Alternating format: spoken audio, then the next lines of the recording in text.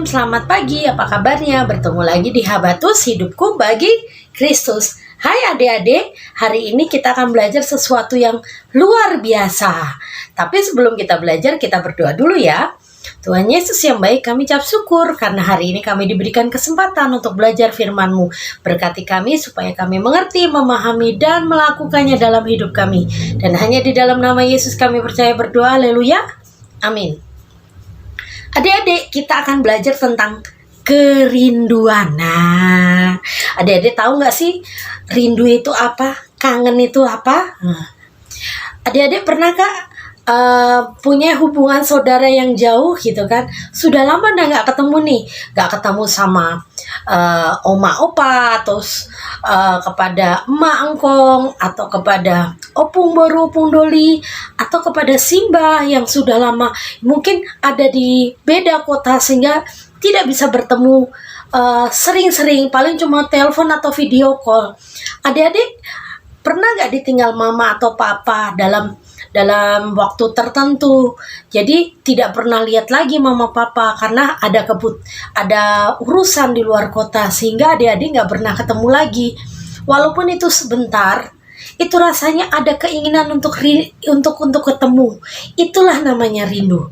Adik-adik waktu udah ketemu dengan orang yang dirindukan, rasanya happy sekali, rasanya senang, rasanya wah tidak bisa terlukiskan, tidak mau pisah karena senang sekali. Tetapi kalau pisah lagi setelah bertemu dan berpisah, rasanya berat sekali.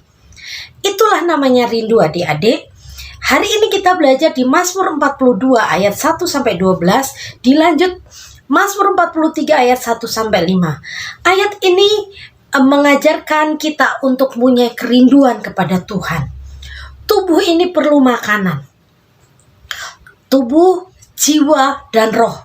Kita ini terdiri dari itu, tubuh, jiwa, dan roh. Makanan tubuh itu adalah makanan nasi, sayur, buah, itu makanan tubuh. Kalau jiwa adalah firman Tuhan.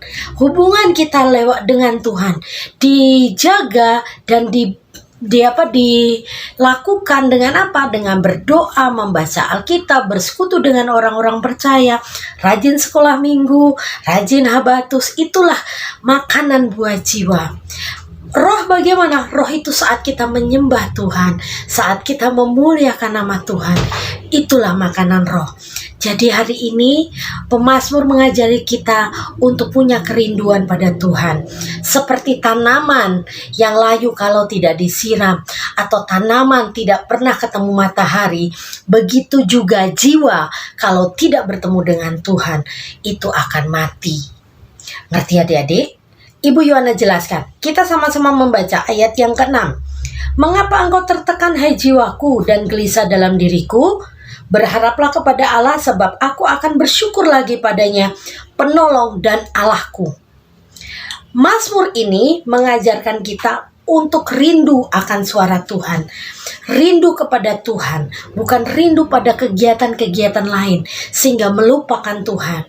Kebutuhan kita akan Tuhan itu menjadi kebutuhan primer, kebutuhan utama, karena itu tidak bisa digantikan dengan yang lain. Kalau adik-adik lapar, adik-adik butuh makanan. Kalau adik-adik haus, adik-adik perlu minum. Tetapi adik-adik juga harus tahu bahwa jiwa adik-adik itu harus terus dikasih makan, yaitu firman Tuhan. Berdoa, kedekatan kita dengan Tuhan, dengan persekutuan dengan orang-orang percaya, itulah yang harus adik-adik jaga semua setiap hari. Mengapa? Supaya adik-adik bisa merasakan, aku akan bersyukur lagi padanya, penolong dan Allahku. Di ayat-ayat ini yang kita baca, ada 3 ayat yang sama. Ayat 6, ayat 12, dan pasal 43 ayat 5 mengatakan hal yang sama. Mengapa kau tertekan hai jiwaku? Mengapa terkadang hati ini tiba-tiba galau, tiba-tiba sedih, dan sedihnya itu berkepanjangan. Kenapa? Makanya ditanya di sini ayatnya, mengapa engkau hai tertekan jiwaku? Mengapa engkau gelisah dalam dirimu? Berharaplah pada Allah, sebab aku bersyukur lagi padanya, penolongku dan Allahku. Supaya adik-adik gak galau, supaya adik-adik gak sedih, berharaplah pada Tuhan. Mengapa kita harus berharap pada Tuhan? Karena berharap pada Tuhan tidak pernah dikecewakan. Kalau Tuhan berjanji selalu ditepati. Kalau orang lain berjanji belum tentu ditepati. Kalau adik-adik pernah dijanji oleh mama papa, kok nggak ditepat-tepatin ya, malah dibohongin ya. Nah, Tuhan tidak begitu. Saat adik-adik berharap pada Tuhan, Tuhan akan menunjukkan jalannya untuk menolong adik-adik dengan caranya yang ajaib. Terkadang kita nggak ngerti mengapa Tuhan izinkan sakit penyakit, permasalahan keluarga, di sekolah juga sepertinya tidak semangat lagi. Mengapa itu terjadi? Mungkin itu terjadi untuk mengingatkan adik-adik untuk berharap pada Tuhan. Apakah adik-adik sekarang ini lupa sama Tuhan? Makanya Tuhan izinkan itu terjadi. Tetapi kalau adik-adik bilang, saya selalu menyembah Tuhan, selalu membaca Alkitab. Mengapa ini terjadi? Supaya adik-adik punya kerinduan terus pada Tuhan. Kalau adik-adik punya kerinduan, pengharapannya akan naik terus.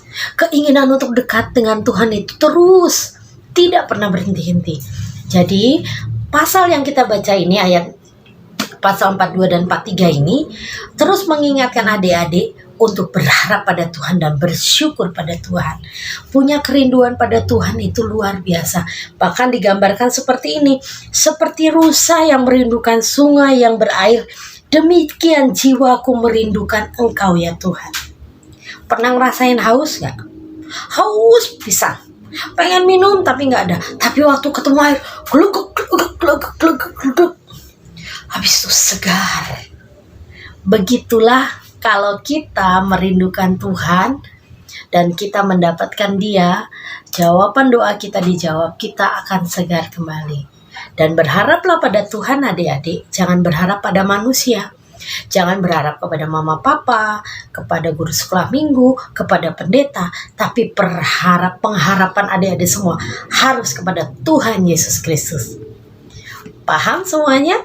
Oke, Ibu Yohana berharap kita semua diberkati dengan rasa bersyukur, rasa semangat untuk menyenangkan hati Tuhan dan tidak galau-galau lagi. Tapi kalau galau gimana ya? Berharap pada Tuhan, berdoa pada Tuhan, mulai membaca firman Tuhan dan itu akan menjadi penghiburan. Kita akan berdoa ya. Tuhan Yesus, kami ucap syukur hari ini kami diingatkan untuk selalu rindu pada Tuhan, selalu mencari kebenaran firman Tuhan, sehingga kami diberkati lebih dan lebih lagi. Terima kasih Tuhan Yesus, terima kasih. Berkati adik-adik semua, supaya mengerti, memahami, dan melakukannya dalam hidupnya. Dan hanya di dalam nama Yesus kami percaya berdoa, haleluya, amin. Selamat pagi, Tuhan Yesus memberkati.